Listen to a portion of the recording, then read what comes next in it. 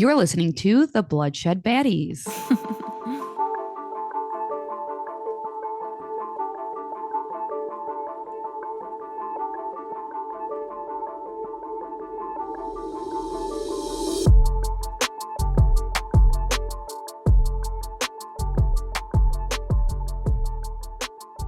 Hi, I'm Lex, And I'm Sam.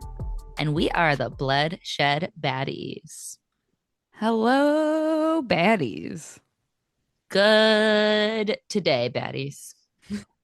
Hope you're all having a good today. Yes. So, Sam, I have a question for you today. Shoot. I want to know who is the hottest cartoon character? Okay.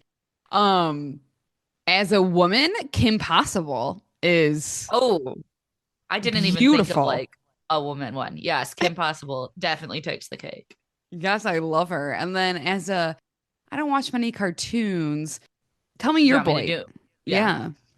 Yeah. Okay. So, mine 100% since I was little is definitely Aladdin.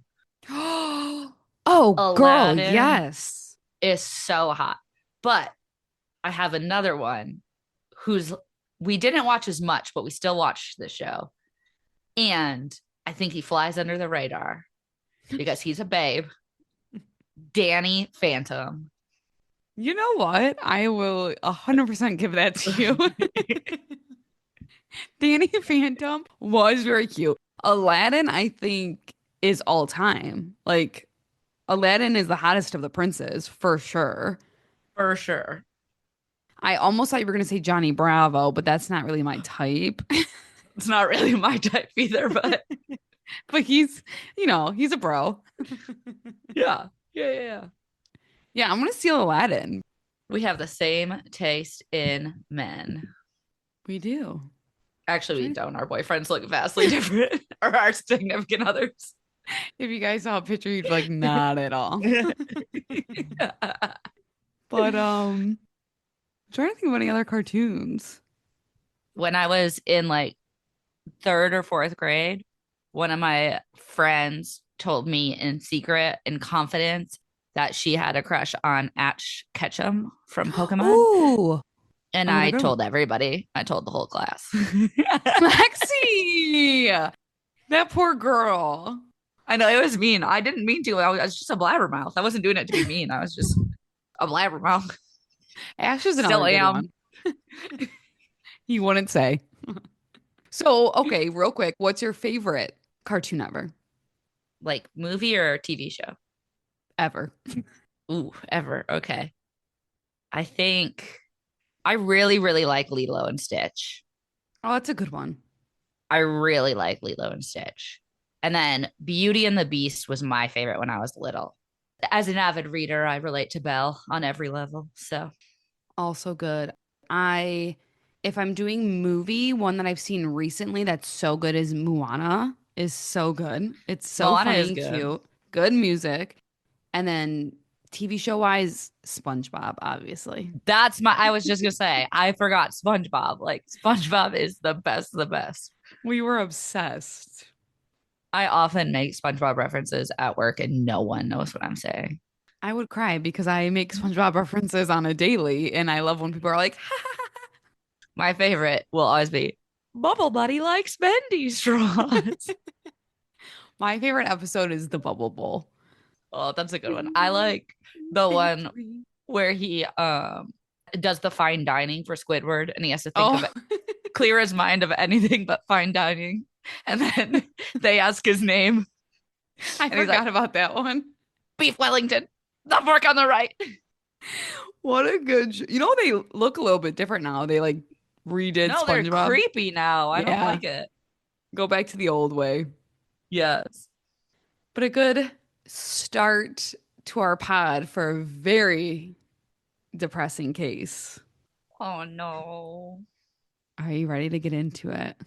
I am. So today's case is from another one of my work besties, Monica. Hi, Monica. Hi, Monica. And she told me about this case because she is an avid reader, just like we are, Lex. And she's also a listener of the pod.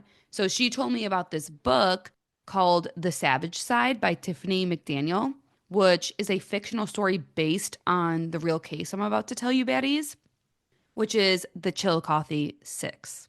I've never heard of this. It's insane. I can't believe we never have. Side note about the book, really quick. It is a really, really great book. Just a warning though, it's extremely depressing, but it is beautifully written. So I highly recommend it if you don't mind a sad story and if you take an interest in this case. And we all know Sam loves a sad book. I do love sad books, but let's get started. So, Chillicothe is a small Ohio town located roughly 50 miles south of Columbus, Ohio. Chillicothe was actually once known as Ohio's first capital. It's an industrial city known for a huge paper mill that generations of family worked at, but unfortunately, the city has turned pretty dangerous and there is a huge drug epidemic happening. The Chillicothe drug dealers get their drugs mostly from Columbus, which also suffers from a huge drug epidemic as well. And this is such a sad statistic. But in 1998, cheap black tar heroin began arriving in Columbus. 10 years later, fatal drug overdoses surpassed car crashes as the leading cause of accidental death in Ohio. What? How insane. That's horrid. Drugs, unfortunately, play a huge part in this case.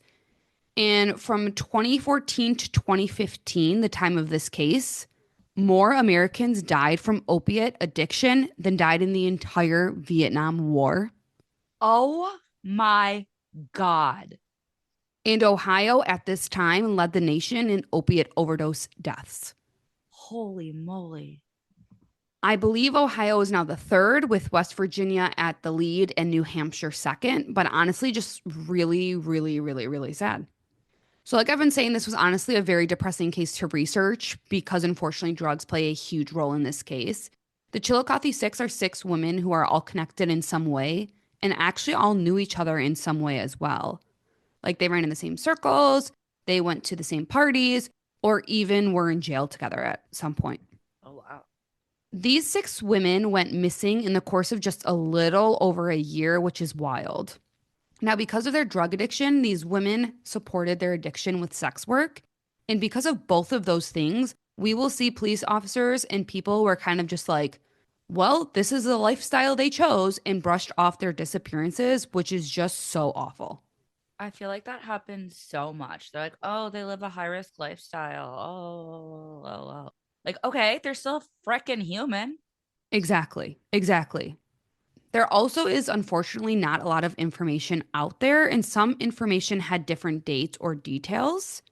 Also, we will see some of these women weren't officially reported missing right away, and there were a lot of rumors circulating. But I tried to keep the information as accurate as I could, so I hope I did these women justice.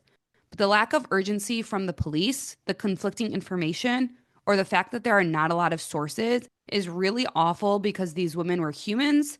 They are daughters, they are sisters, they are friends, and they are moms, and they just deserved more.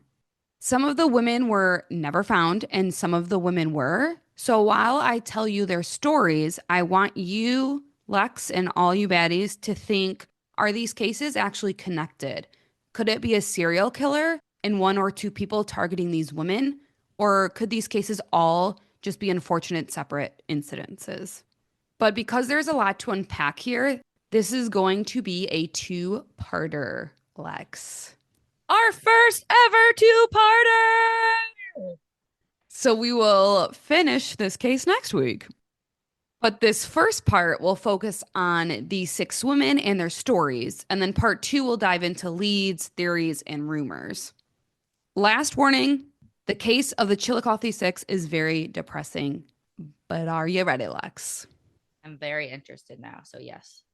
Okay. On May 18th, 2014, the first woman of the Chillicothe Six is reported missing.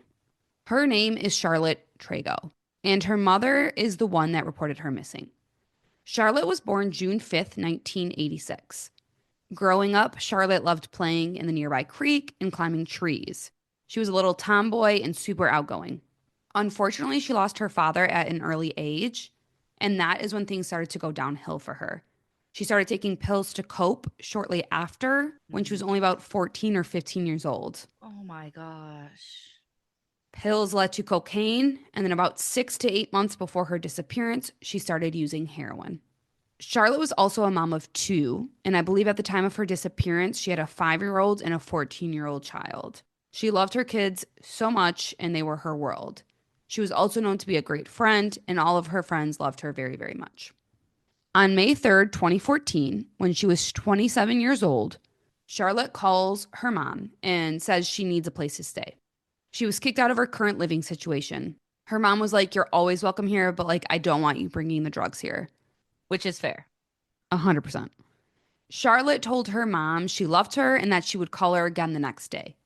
Her mom didn't hear from her for the next 2 weeks, Oh my gosh. which was not like Charlotte at all. They always kept in touch. Now, Charlotte was in active addiction at this time, so could be why she wasn't in more contact with her mom, because although May 3rd was her last time contacting her mom, we will see that some believe, even with her mom reporting her missing the 18th, that Charlotte didn't actually disappear until the 21st. Okay.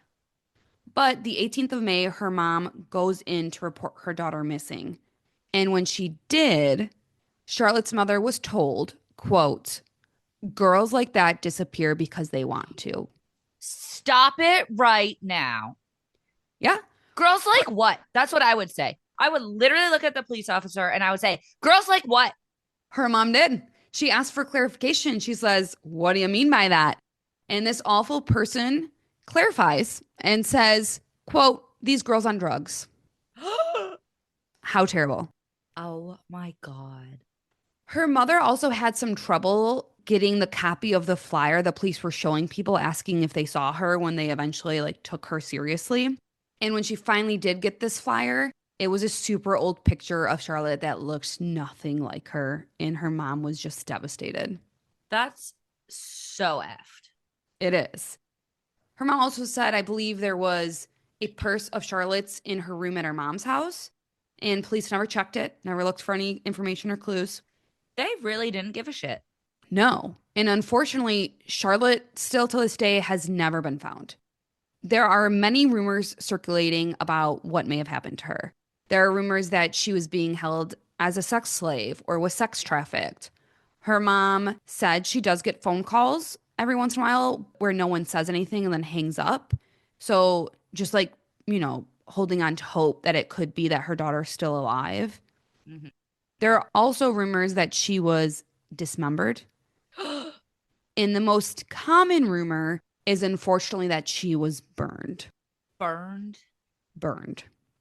But because of her lifestyle, there really isn't any alarm in her disappearance from police or others, which is disgusting, until the second woman of the Chillicothe Six is found, Tameka Lynch. I just like can't wrap my head around the mindset, especially like this isn't that long ago. No. It's not the 80s or like the 60s. And like we know that most of the women who get sex trafficked are sex workers and women who are on drugs and down and out. Yes. And we're just like, yeah, they choose to disappear. No, they're taken advantage of a lot because of either the lifestyle they choose to live or the lifestyle they've been forced into. Exactly. Exactly. And either way, it's okay. But it's not okay that they're taken advantage of. And it's not okay to blame their lifestyle choice. Like part of their lifestyle choice is their heavy addiction, which is a sickness. And then also like people go into careers that are dangerous all the time and you don't say like, "Oh, they deserve to be in a burning building because they're a firefighter." Could you imagine being like a police officer died on the job and he deserved it because he chose that job? Never. Police Never. officers die all the time. Could Yep. you imagine if somebody told that police officer that? Seriously. So it is actually believed by most that Tameka Lynch disappeared the same exact day as Charlotte. Whoa. However, there is some confusion with the timeline in reporting her missing. But Tameka was born March 19th, 1984. Tameka was 2 years old when her family moved to Chillicothe. She was super close to her mom and would visit her every day. They were best friends. She was also married in 2004 to a man named Jeremy, and they had 3 children. She had 2 daughters and a son, I believe aged 6, 7, and 12 at the time she went missing. And by all accounts, she was an amazing mom. At age 23, Tameka was diagnosed with lupus, an autoimmune disease. Oh my goodness. For her pain, her doctor prescribed her Percocet. Percocet? We Yes. couldn't have tried something a little bit lighter to start? I believe I read somewhere that you get like really bad rashes that are super painful. So that's why it was something stronger. But I can't say for sure. I don't know much about lupus. I just Googled it and it says Percocet is not often prescribed for lupus pain management and it's not recommended for long term pain control in lupus patients. So then my thing is bad doctor. What the poo was he doing? This doctor was like, here's freaking Percocet. That's That's actually terrible. wild. But this is sadly when Tameka's drug addiction started. Tameka started taking more than was prescribed for her, and then the doctors completely cut her off. But at this point, she was already addicted. So that is when she started using heroin. When Tameka was 30 years old, Tameka's mom hadn't heard from or saw her daughter. And remember, they saw each other every day. So she went to the police department to report her daughter missing, and her mother wasn't taken seriously, which again is awful. Tameka's husband then goes to report her missing, and I think this is on May 20th, 2014. But law enforcement actually did not even put her in the system at this time as a missing person. What? Even worse, on May 22nd, 2014, police said there was, quote, no reason to believe she was in any real danger. So just awful police work there, in my opinion. This police department is heartless. Like, she's got kids. Yep. I mean, not that the last situation was good at all, right? Like, we talked about that. It was horrible. But, like, she's got kids. Charlotte had children as well. They both have kids, and they're like, their moms just disappeared and they chose to, and that's fine. Yes. Oh my God. I want to punch someone right now. Now, there's a lot of conflicting information and a lot of rumors about Tameka's last known whereabouts. There's a rumor that someone said the last time they saw Tameka was when she got in a car with another individual in an alleyway. Another rumor that she was last seen to meet a man up on Bridge Street. But possibly the most plausible and known is that Charlotte and Tameka were actually at a party together in Bainbridge, Ohio, which is outside Chillicothe. And they were said to go missing on the same day. There was confusion, but that is believed. But at the time, they reported different times. Charlotte was reported missing May 3rd. Tameka's husband reports her on May 20th. Got it. Charlotte and Tameka knew each other, having met through mutual friends, and have crossed paths often. It is very possible they disappeared together, especially if they actually went missing on that same day, like we just talked about, on the 21st, which many people believe. Now, remember, there was not much concern from the police at first, but unlike Charlotte, and very unfortunately, Tameka's body was found around May 24th. Oh my goodness. So May 22nd, the police said there's no reason to believe she's in any real danger. And May 24th, they find her body. If I was her family, I'd be like, no danger, no Yep. danger, no danger. Tameka was found by kayakers in a creek roughly 20 miles downstream from where the creek passes through Chillicothe. This was Paint Creek near Bainbridge. Remember the rumor, her and Charlotte were at a party there. According to Tameka's family, Tameka hated water and would have never been there on her own. Tameka's body was also only clothed by a pair of socks. That's weird. So she was completely nude besides a pair of socks. I hate that. According to the autopsy report, the coroner believed she died 3 days before she was found, which brings that 21st date back into play. According to the report, Tameka died of multiple drug overdoses, and the manner of death was actually undetermined. But why was she only wearing socks, though? Tameka had no. Also, Tameka had injuries to her head and chest, which would be consistent with being thrown off a bridge. And police actually believe she was thrown in the river after she passed away. And evidence would say it was probably more than one person that did this because a dead body is hard to move for one person. So to throw her in the creek would take more than one person. So they think she overdoses at a party, and the party goers are like, oh no, let's throw her in the creek with just her socks on. Yes. Okay. Which I literally wrote next. Again, the fact that she only has socks on is extremely concerning to me. Which brings many people to believe, was she murdered? Was she possibly given a hot shot of heroin, which is a purposeful dose to kill someone? Like people do that so it looks like an overdose, but it's actually murder, Mm. which is absolutely terrible. But finding Tameka's body finally had the police thinking this could be something more and sent a chill through Chillicothe that danger was lurking around the corner. Or at least they're finally taking it seriously. It sucks that that had to happen for it to happen. Yes.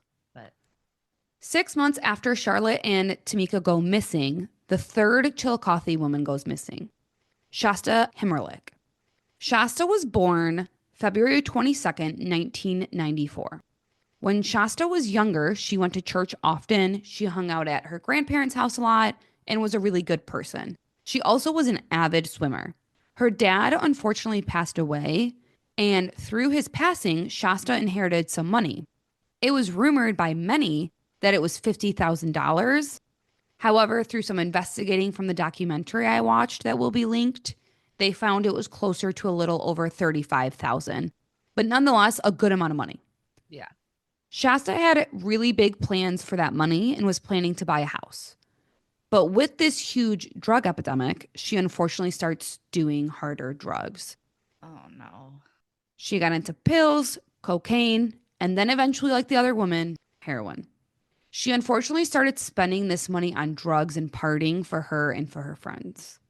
Shasta also gets involved with a man, Michael O's, and she falls completely in love and is really happy with him. However, some have doubts and believe that Michael was only with her for that money she inherited. I mean, don't get me wrong, $35,000 is a nice inheritance. But like that's not changing anybody's lives. Truth, That's gonna like you can blow through that pretty quickly, especially on drugs and stuff. This man's ain't smart. He should find somebody with more money than that. if that's the reason, right? On December 16th, 2014, at 20 years old, Shasta reaches out to her friend and tells her that she's actually pregnant with Michael O's child, and they are Oh, both really excited about it. push Nikes. So, at the moment at least, life is going well for Shasta, besides, of course, her addiction, right? On Christmas Day, December 25th, 2014, Shasta leaves her grandmother's house. At around 5:15, she tells her grandma that she will be back, but Shasta never returns. At 3:15 a.m., Shasta is caught on surveillance camera at a gas station. She's actually there to withdraw her money, and it was allegedly her last bit of money from that inheritance. At 7:32 a.m., they find her vehicle. It is at an intersection by the Higbee Road Bridge. Her doors are open and the car battery is dead. Again by a bridge. Yes. There are also small amounts of blood in the car. Oh no. There was also blood found on her cell phone. Her shoes were placed side by side on top of the bridge, What? which is very odd. Very odd considering that the other one only had socks on. Didn't put that together, and that's also extremely odd. Something interesting to note, when she goes missing, a bunch of her friends go out looking for her, and allegedly Michael O's, her boyfriend, does not. Oh. He is allegedly at a house party partying.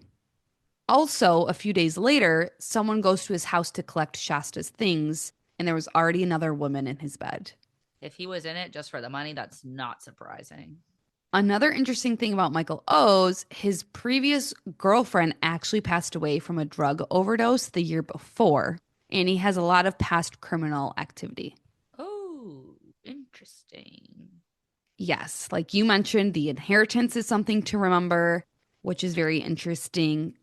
And with all this shady stuff, the police do talk to Michael. And he said the last time he talked to Shasta was 3 a.m. Shasta wanted Michael to stay with her since it was their first Christmas together, but he wanted to go somewhere else, and he did. His alibi was allegedly confirmed, and I think he did a lie detector test as well, and he passed, so he was no longer considered a suspect. 8 days later, very unfortunately, searchers found Shasta's body in the Scotia River about a mile south of Higbee Bridge. This is too weird, too coincidental. This river seems to be on the other side of Chillicothe from where Tameka's body was found, roughly 37 miles away. Oh, wow. There were no defense wounds. There were, however, hesitation marks on her arms, like superficial cuts that was said that she possibly did herself, but no external signs of fatal injury. Her death was ruled a suicide drowning. No, it was not. Why would there It be blood was. on her cell phone? Why The would her main, shoes be lined up on the bridge? You don't, that's what, if you're considering committing suicide, you don't take your shoes off and line them up side by side on the bridge before you jump off. You don't care about that shit. a lot of people said that in the documentary. The main reason for this assumption is her last text to Michael O's, which read, quote, "I'm sorry I loved you so much." Okay, that is weird. It is a tad weird. However, it doesn't make sense to a lot of people.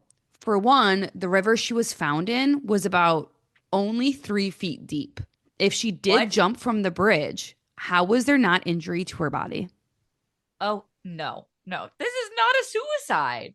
At least it's not a suicide in the fact that you jumped off a bridge and drowned. 3 feet? Why would you jump in a 3 feet river? Remember, she was also an avid swimmer. So people don't think this is how she would have done it if that was her goal. People on the documentary said if she's an addict and she did want to die by suicide, addicts would most likely do a drug overdose, a less painful way to go. Shasta was also pregnant and remember very excited about it. This leads most people to believe this was a staged suicide and Shasta was, in fact, murdered. Around 3 days after Shasta disappeared, around December 28th, 2014, so before Shasta was found, Wanda Lemons, the fourth Chillicothe woman, is reported missing. That's the cutest name ever. Wanda Lemons. I Isn't it love so it. cute? It is. So again, while people are looking for Shasta, another Chillicothe woman disappears. Very unfortunately, there's not much information about Wanda, like at all. And I think because her disappearance is even more unknown than Charlotte Trego's. Wanda was born March 10th, 1977. She had a child at a very young age and sadly struggled with drug addiction her whole life. Oh. She had a magnetic personality, and I believe she helped out with the youth group at the church as like one of the leaders. The other leader for the youth group was actually a police officer. Oh, Just interesting. yeah. At the time Wanda went missing, she was 37 years old and she was a mother of five. Now, although she was reported missing near the end of December, she was actually last seen around November 4th, 2014. So before Uh, Shasta. a long period of time. Yes. Like I said, she seemed to have disappeared with even less of a trace than Charlotte. Wanda, still to this day, has never been found. Her last communication was with her family, her adult daughters, through texts and Facebook messages, I believe. Now, there was a rumor that she got into a truck with a truck driver friend to go to Texas. The reason people believe this is because she actually was a sex worker in Texas before moving to Ohio. However, Okay. her family said there's no way she would leave her children for this long without communication. And her debit card has been untouched since November 3rd of that year. Oh yeah, must have went to Texas. Yeah. I'm making an assumption here, but you wouldn't stop scanning your bank card, especially if you were going across the country. This leads me to believe something darker has happened, but sadly, this is all the information out there I could find on Wanda Lemons. Wow. A little over a year to the date of Charlotte and Tameka's disappearance, the fifth Chillicothe woman goes missing, Tiffany Sayre. Tiffany was born November 20th, 1988. Tiffany's grandmother raised her, and she was a really happy child who loved playing in the mud and riding bikes. Tiffany was also a mother. She had 2 children. She loved her kids very much. Just like the others, Tiffany's drug addiction started with pills and then progressed to heroin. Unfortunately and commonly with addicts, the drugs changed her. In April of 2014, Tiffany actually posted a video, I think on Facebook, saying she was really sorry to her family for how she has acted and that she was actually 4 days sober at that point. Wow. Unfortunately, it didn't last. On May 11th, 2015, at just 26 years old, Tiffany Sayre goes missing. She's so young. Tiffany was at a friend's house 3 blocks from her home. Oh my God. She called her grandma at 11:28 and said she was going to be home by 12 and promised her girls ice cream. She leaves her friend's house around 11:30 that Monday night. That night, her friend Jessica and her were working, and there were 3 guys at the Chillicothe Inn that were pretty aggressive with them. Ew. Jessica told Tiffany not to go back there. They went back to Jessica's, and then Tiffany was going to walk the few blocks home.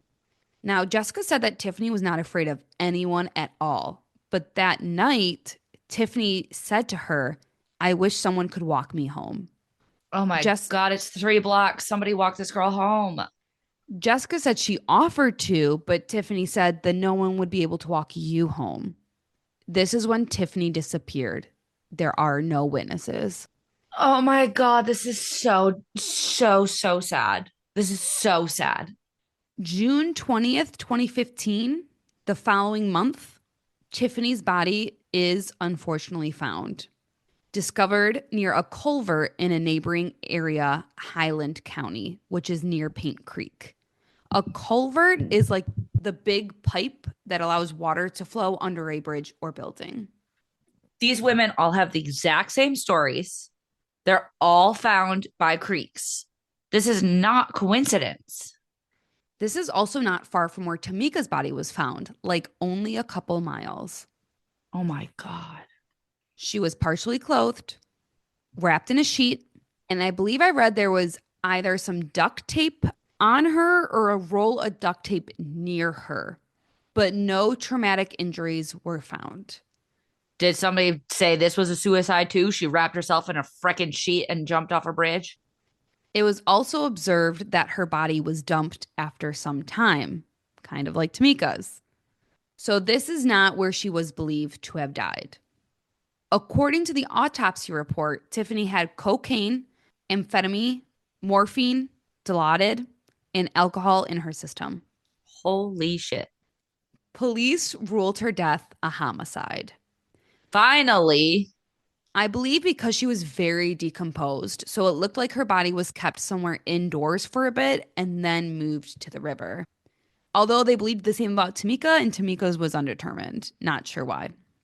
Now, the police did talk to those 3 Johns that were aggressive and apparently excluded them very quickly. Tiffany's aunt did have a couple interesting things to say on that documentary. One thing the aunt believed that you may see if you research this, which is why I added it, was that the body the family buried was not Tiffany's. What? She said when she went to identify the body, it wasn't her. However, after many attempts, it took a while. The documentary I watched was able to check the DNA for the family, and it was confirmed that it was, in fact, Tiffany. And it's probably just like really hard to believe, especially like if it was super decomposed. Yes. Not how you want to imagine your niece. Another thing the aunt said is that a lady she never saw before came up to her and Tiffany's kids after the murder. This woman asks the aunt, are these Tiffany's children? And the aunt said, yes. And the unknown lady told the aunt that she was in the Chillicothe Inn the night Tiffany went missing and could hear a girl screaming for her life. She has no proof that it was Tiffany, but told the aunt she called the police 3 different times that night. Oh my God. There was, however, no record of a phone call coming from the Chillicothe Inn that night. Although it was ruled a homicide, Tiffany's murder is still unsolved. Hmm. Timberly Clater is the last of the women that make up the Chillicothe Six. Timberly was born January 20th, 1977. Timberly was very outgoing. She did what she wanted to do. She was a little spicy sometimes. Timberly started using when she was about 17 or 18 years old. She got in a bad accident and was prescribed painkillers. Ugh.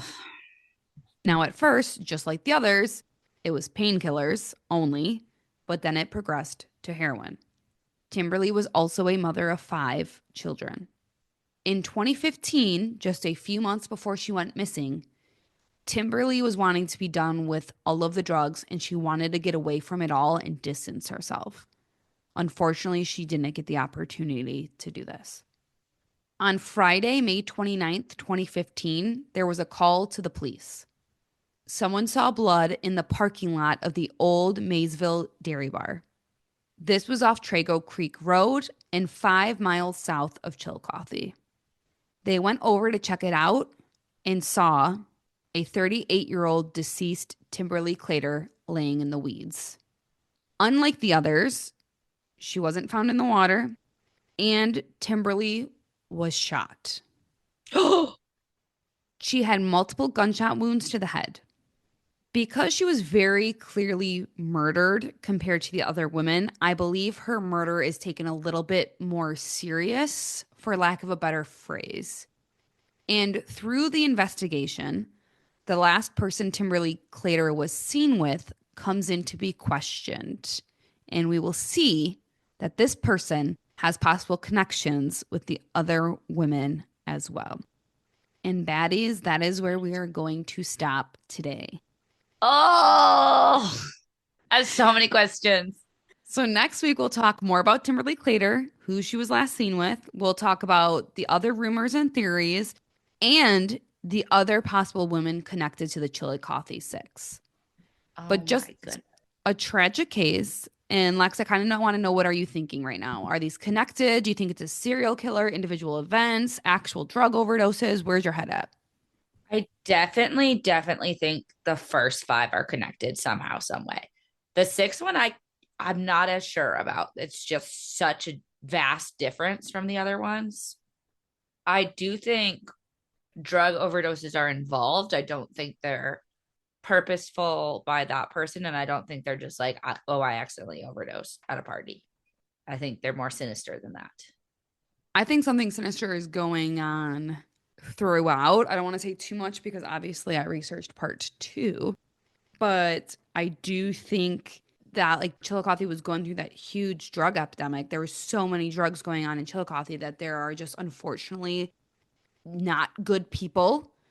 And it is possible these could all be connected, and it's possible they all could just be different terrible events. But I do think that it's not as simple as, like, I definitely think Shasta did not commit suicide. I definitely think it's not just drug overdoses. I think it could be like those hot shots, or like you said, something more sinister for sure.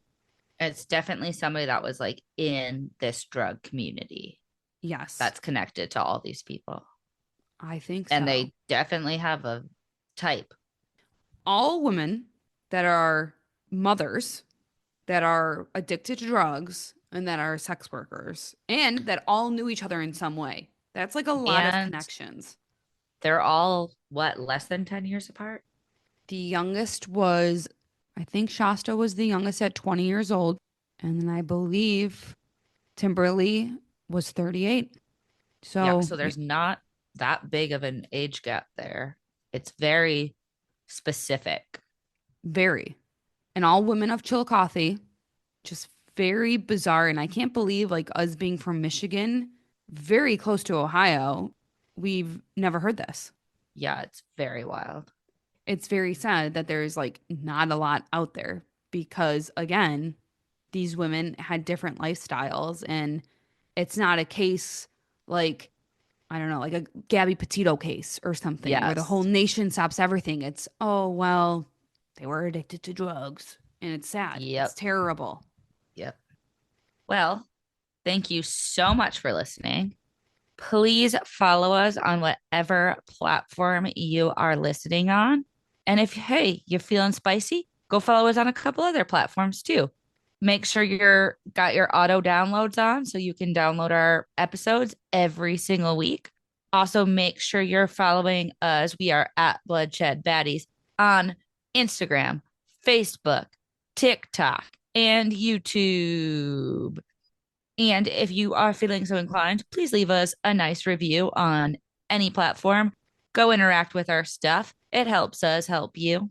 Send us an email with a case suggestion or a story to bloodshedbaddies@gmail.com or just to say, what up, baddies?